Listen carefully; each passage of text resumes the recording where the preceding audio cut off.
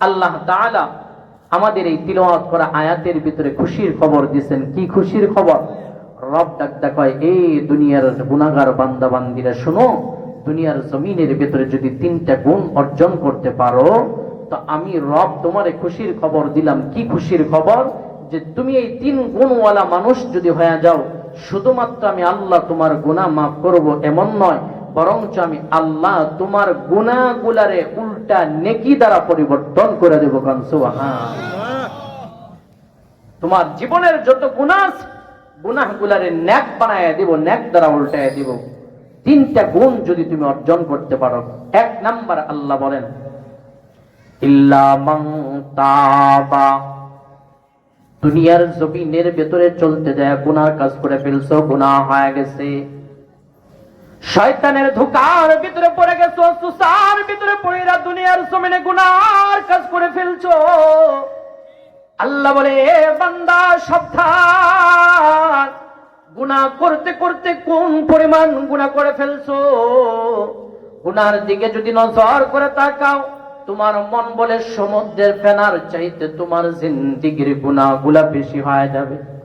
আকাশের তারকারাজির দিকে যদি তাকাও, তোমার দিল বলে তার চাইতেও তোমার গুনাহগুলা বেশি হয়ে যাবে। যদি তুমি তোমার নফসটার দিকে তাকাও, মন বলে মরুভূমির বালুকণার চাইতেও তোমার জিন্দেগির গুনাহগুলা বেশি হয়ে যাবে। আল্লাহ ডাকটা বলেন, বান্দা এই কারণে কিন্তু শয়তানের ধোঁকায় পইরা আমি মালিকের রহমত থেকে কখনো দূরে চইলা যায় না। আমি মালিকের রহমত থেকে কখনো দূরে সরে যায় না। লা তাকনাতু মির রাহমাতিল্লাহ। রব ডাকতে বলে, আমার রহমত থেকে দূরে যায় না। আরে বান্দা, জিন্দেগি চালাইতে যায় এই পরিমাণ গুনাহ করে ফেলছো, পরিবার থেকে তোমার মানসিক অপরাধ করছো, দরদের মা বাবা পর্যন্ত তোমার বাড়ি থেকে বের করে দিয়েছে, রাষ্ট্রের ভেতরে চলতে যায় এই পরিমাণ অপরাধ করছো, রাষ্ট্রীয় ভাবে তোমাকে তালাশ করতেছে শাস্তি দেওয়ার জন্য। এই আব্বাজান সমাজের ভিতরে এই পরিমাণ অপরাধ করে ফেলছো, সমাজের ভেতরে সমাজের মানুষগুলা তোমারে এক ঘুরে ঘুরে দিছে, কেউ তোমার সাথে এখন আর সম্পর্ক রাখতে চায় না। আল্লাহ বলেন, বান্দা এই কারণে কিন্তু তুমি আমি মালিকের রহমত থেকে দূরে চলে যাও না। আমি মালিক তোমার দিকে কেমনে তাকায় আছি জানোনি? তোমার দিকে কেমনে তাকায় আছি? রাষ্ট্রের মানুষগুলা তোমারে তালাশ করে শাস্তি দেওয়ার জন্য এ দরদের মা বাবা পর্যন্ত তোমার বাড়ি থেকে বের করে দিছে। আমি আল্লাহ তোমার কিন্তু আমার জমিন থেকে বের করি নাই, আমি রব তোমার দিকে তাকায় আছি। আয় আয় এ বান্দা, একবার আমার কুদরতি পায়ের ভিতরে সিজদাটা লাগাইয়া রাতের অন্ধকারে উঠা তামাম পৃথিবীর মানুষগুলা যখন ঘুমায়া যায়, বান্দা আমি মালিকের কুদরতি পায়ের ভিতরে 2টা সিজদা লাগাইয়া আমার দিকে হাতটা তুইলা আমি মালিকরে একটাবার ডাক দে, আল্লাহ। শয়তানের ধোঁকায় পড়ে গুনাহ করে ফেলছি, শয়তানের ধোঁকায় পড়ে আমি অপরাধ করে ফেলছি। মালিক আমি আমার ভুলগুলা বুঝতে পারছি। মালিক তুমি সারা মাফ করনেওয়ালা আর কেউ নাই, তুমি সারা ক্ষমা করনেওয়ালা আর কেউ নাই। আমার আল্লাহ ডাকটা বলে, বান্দা নিজের ভুলগুলা বুঝা আমি মালিকের কুদরতি পায়ের ভিতরে সিজদাটা লাগাইয়া আমার দিকে যখন হাত তুলে ডাক দিবি, আল্লাহ মাফ করে দাও, মাফ করে দাও, তুমি সারা মাফ করে নেওয়ালা আর কেউ নাই। আমার আল্লাহ ডাকটা বলে, বান্দা চোখ দিয়ে পানিটা বের হইয়া নাকের ডগার ভেতরে আসার আগে আমি আল্লাহ তোরে শুধু মাফ করব এমন নয়, আমি আল্লাহ তোরে আমার রহমতের কোলের ভেতরে উঠায় নিব। আমি রব শুধু তোরে মাফ করব এমন নয়, আমি রব তো তোর দিকে রহমতের হাত বাড়াই আছি, আয় না আমার কাছে ফিরে আয়। এ আব্বা জান, এই জন্যই তো আল্লাহ তাআলা বলেন, এ বান্দা দুনিয়ার জমিনের ভিতরে যখন গুনাহ করো, তুমি কি জানো পাহাড় দেখতেছো, এই পাহাড়টা পর্যন্ত আমার কাছে দোয়া করে। এ বাবা, একটা মানুষ যখন নাফরমানি করে গুনার কাজগুলা করে, পাহাড়টা পর্যন্ত আল্লাহর কাছে দোয়া করে, আল্লাহ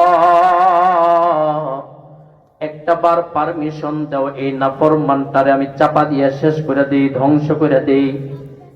যে জমিনের ভেতরে তুমি অন্যায় করো, নাফরমানি করো, এই জমিনটা পর্যন্ত মালিকরে ডাক ডাকয়া, আল্লাহ অনুমতি দাও, আমি তারে দুই ভাগ হয়ে গ্রাস করে নিয়ে যাই। আসমানটা পর্যন্ত বদদুয়া করে, আল্লাহ পারমিশন দাও, নাফরমানটারে জমিন থেকে শেষ করে দেই। আমার মালিক ডাকটা বলে, বান্দা আমি তোর উপরে কতটা দয়ালু তুই কি জানস? কতটা দয়ালু আমি পাহাড়ের দোয়াটাও শুনি না, জমিনের দোয়াটাও শুনি না, আসমানের বদদুয়াটাও তোর জন্য আমি আল্লাহ কবুল করি না। বরঞ্চ তুই গুনাহ করা অবস্থাতেও ঘরের ভিতরে দরজাটা লাগায়া গুনাহ করতেছ, যেই সময় পৃথিবীর কেউ জানে না।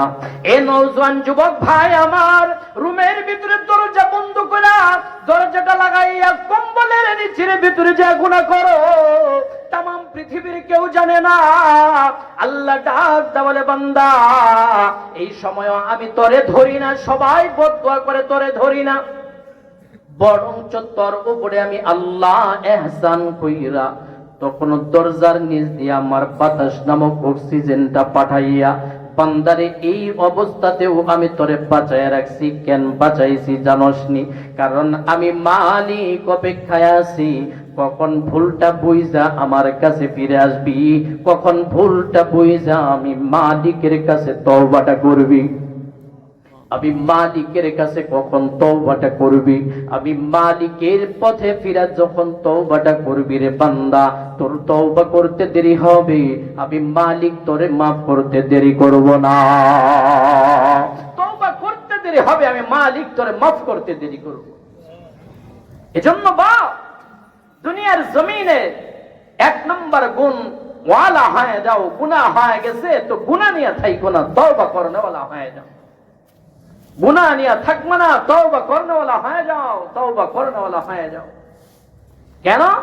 কারণ এই জিন্দেগির তো কোনো ভরসা নাই, যেই কোনো সময় যেই কোনো মুহূর্তে চোখ বন্ধ হতে পারে কি পারে না বলেন?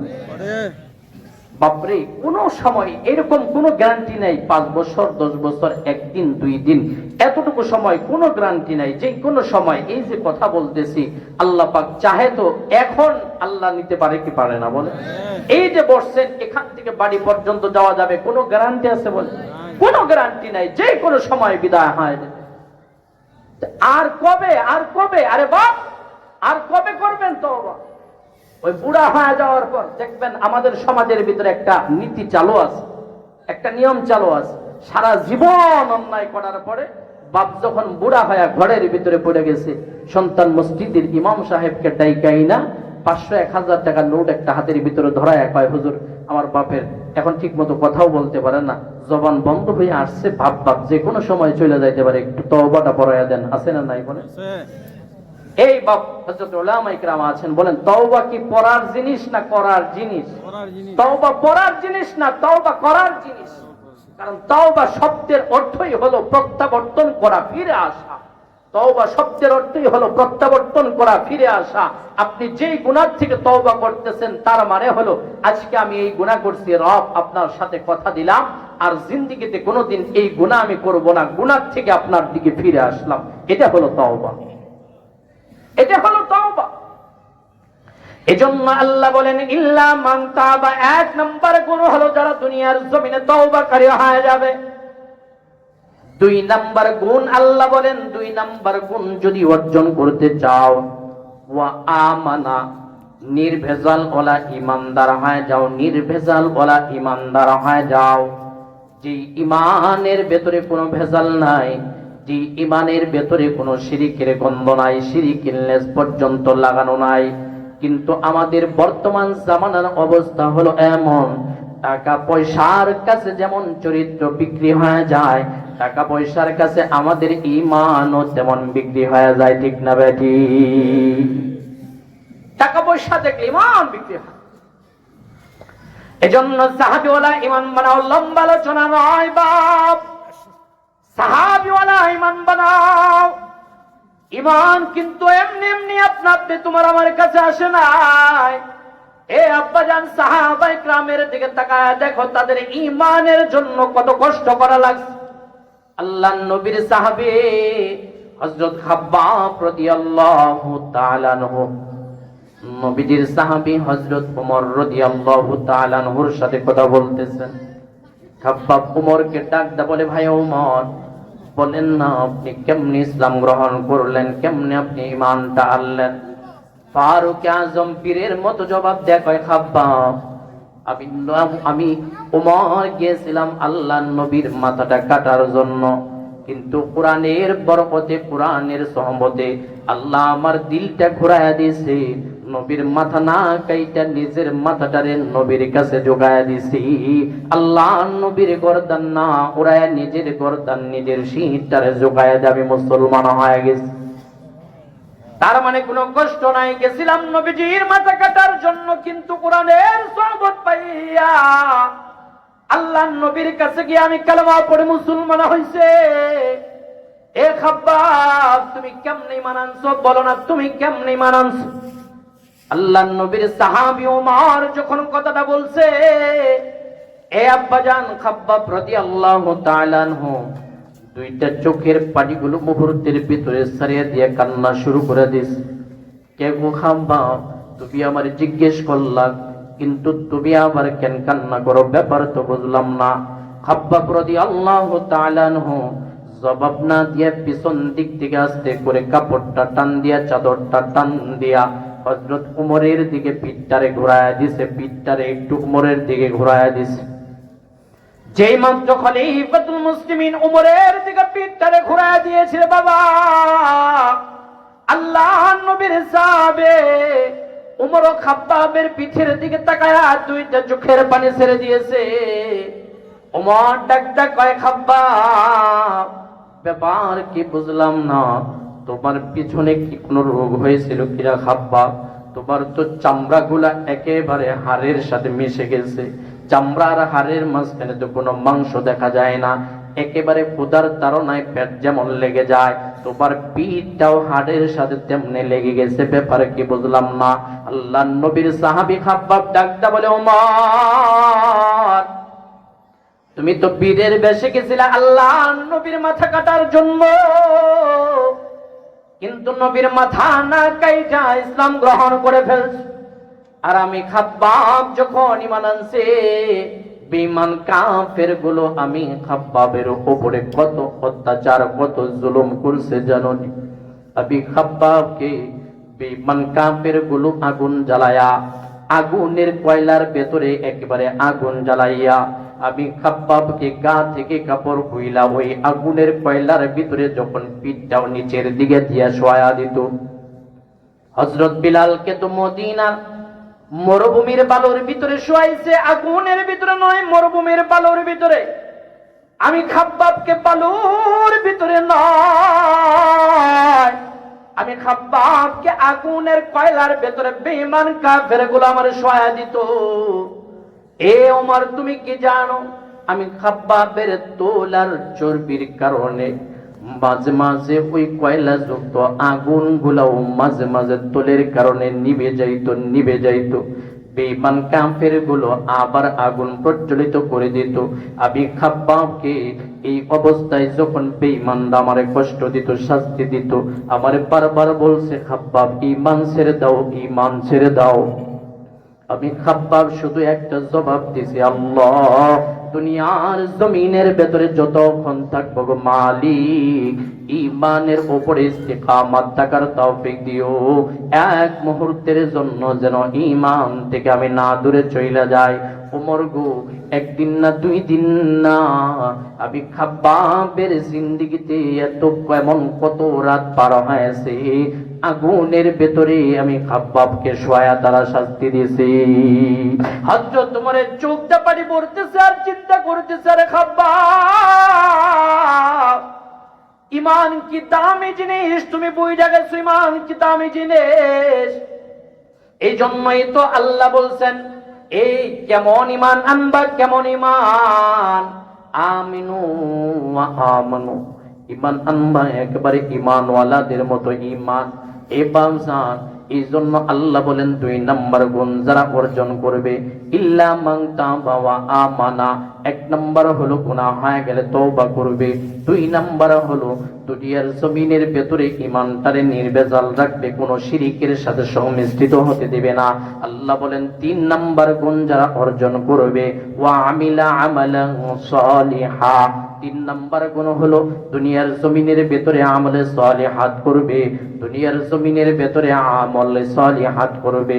লম্বা আলোচনা, আমলে সালিহাত এক কথায় বুঝে নিব, আল্লাহ যেটা আমাদের করতে বলছেন, আল্লাহ যেটা আমাদের ছাড়তে বলছেন, নবী যেটা করতে বলছেন, নবী যেটা ছাড়তে বলছেন, আল্লাহ নবীর আদেশ নিষেধ গুলো মেনে নেওয়াই হলো আমলে সালিহাত।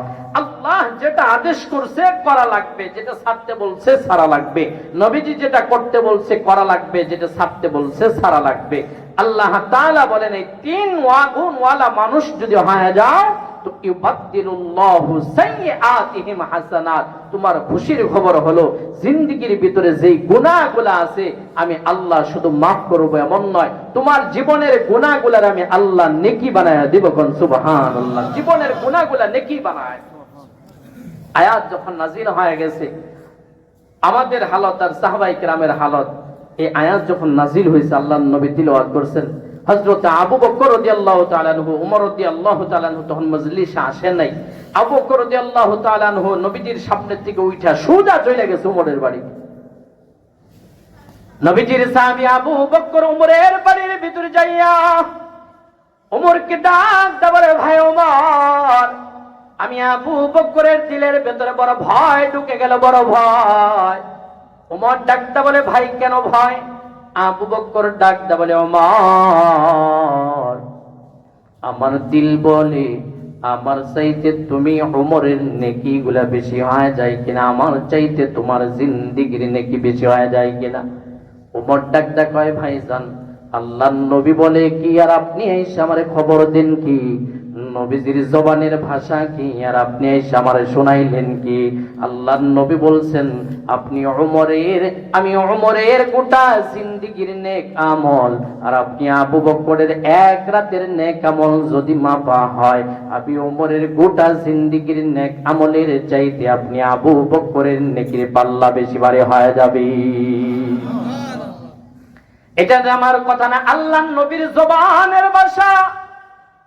সরকারে তো আলম নবীজি বসে আছে, আল্লাহর নবীর রানের ভেতরে আম্মা জান আয়েশা মাথাটা দিয়ে আসমানের দিকে তাকায় শুয়ে আছে, আকাশের ভেতরে তারকারাজি গুলো দেখতেছে। আম্মা জান আয়েশা নবীজিকে ডাক দিয়ে বলেন, নবীজি আপনি বলেন না, ওই যে আকাশের ভেতরে যে তারকারাজি গুলা দেখা যায়, এই তারকারাজি পরিমাণ আপনার কোন সাহাবীর আমল নামার ভিতরে সওয়াব আসেনি? আল্লাহর নবী বললেন, আয়েশা, হ্যাঁ হ্যাঁ, আসমানের তারকারাজি পরিমাণ সওয়াব আমার সাহাবীদের ভিতরে আছে। নবী গো, কার আমল নামার ভিতরে আছে? বলে এটা আমার ওমরের আমল নামার ভিতরে আল্লাহ পাক এই পরিমাণ নেকি দিয়ে রাখছে। আম্মা জান আয়েশার চেহারাটা মলিন হয়ে গেছে। আল্লাহর নবী বুঝতে পারছেন, ডাকতে বলে, আয়েশা, বুঝলাম না, বুঝলাম না, কেন চেহারাটা মলিন করলা? আয়েশা ডাকতে বলে, নবী আমার, আপনার চলার সাথী ছিল আমার বাবা, বাল্যকালের বন্ধু আমার বাবা, পুরুষদের ভেতরে সর্বপ্রথম ইসলাম গ্রহণ করেছে আমার বাবা, হিজরতের সাথীও হলো আমার বাবা আবু বকর, অথচ আপনি আমার আবার আবু বকরের নাম না বইলা আপনি আয়েশার ডাকটা বলে ওমরের নামটা বললেন, যার কারণে আমার দিলের ভেতরে কষ্ট লাগছে। নবীজি তখন ডাকটা পায়, আয়েশা, তুমি কি আমার ওমর আর আবু বকরের নেকির সাথে তুলনা করতেছো? আয়েশা, তুমি জানো না, যদি হযরত ওমরের গোটা জিন্দেগির নেকগুলো এক পাল্লার ভেতরে দেওয়া হয়, আর যদি আমার আবু বকরের নেকিগুলো এক পাল্লার ভেতরে দেওয়া হয়, কসম মালিকের, আমার আবু বকর যে আমার সাথে হিজরতের রাতটা ছিল, এই এক রাতের নেকিটা হযরত ওমরের গোটা জিন্দেগির নেকির চাইতে বেশি ভারী হয়ে যাবে। এক রাতের নেকি বেশি বাড়ি হয়ে যাবে, যার কারণে উমর ডাকতে বলে, ভাই আবু বকর, আল্লাহ নবী তোমার ব্যাপারে বলে কি আর তুমি আইসা আমার শোনাও কে? কেন এই খবরটা দিলা? আবু বকর ডাকতে বলে, ভাই তুমি কি জানো না আল্লাহ নাজিল করে দিস, ইল্লা মান তাবা ওয়া আমানা ওয়া আমিলা আমালান সালিহান ফাউলাইকা ইউবাদদিলুল্লাহু সাইয়্যাতিহিম হাসানাত ওয়া কানাল্লাহু গফুরুর রহিমা। আবু বকর ডাকতে বলে, ওমর একটাবার পিছনের দিকে তাকাও, তুমি যখন আল্লাহ নবীর মাথা কাটার জন্য গেছিলা, কাজটা করার জন্য আবু জেহেল পর্যন্ত সাহস পায় নাই, উতবা সাইবা পর্যন্ত সাহস পায় নাই। সকলেরই একটা ভাষা ছিল, এটা ওমর বিন খাত্তাব ছাড়া অন্য কারো মাধ্যমে সম্ভব না। ওমর গো নবীর মাথাটা কাটার জন্য রওনা হয়ে গেছিল। তাকায় দেখো জীবনে গুনাহ কিন্তু কম করো নাই। আর আমি আবু বকর ছোটকাল থেকে নবীর সাথে চলতাম, জিন্দেগির গুনাহগুলা কম করো নাই। অথচ আল্লাহ বলছেন যদি তওবা করে নেওয়ালা হয়ে যাও, ঈমান আনায়ন করে ফেলো, আল্লাহ জিন্দেগির গুনাহগুলা নেক বানায় দিবে। এই জন্য আমার দিলের ভেতরে বড় ভয়। আল্লাহ মনে হয় আমি আবু বকরের চাইতে তোমার আমল নামার ভেতরে নেকি বেশি দিয়া দিছি। আমার ভয় লাগে আল্লাহ পাক মনে হয় তোমার ভিতরে বেশি নেক দিয়া দিছে। এজন্য কয়টা গুণ অর্জন করা লাগবে বলেন? তিনটা। কয়টা? তিনটা গুণ। এক নাম্বার, গুনাহ হয়ে গেছে তো গুনাহ নিয়ে বসে থাকা যাবে না, কারণ কখন মরণ হয়ে যায় জানা তো নাই, বলা তো যায় না। এজন্য মালিকের কাছে গুনাহ থেকে সাথে সাথে তওবা করা লাগে। দুই নাম্বার হলো ইমানটা নির্ভেজাল রাখবো, ইমানের ভিতরে শিরকিয়াতের কোনো অংশ ঢুকতে দিব না। আমার এই ইমানের ভিতরে কোন রকমের কোন শিরকের অংশ আসতে দিব না। তিন নাম্বার, আমলে সালিহাত করা লাগবে, বেশি থেকে বেশি ভালো কাজ, নেক কাজগুলো করা লাগবে। এই যে আজকে আপনার যে মজলিসের ভিতরে বসছেন, বলেন এটা ভালো কাজ না খারাপ কাজ? এই যে মাদ্রাসাটা হয়েছে,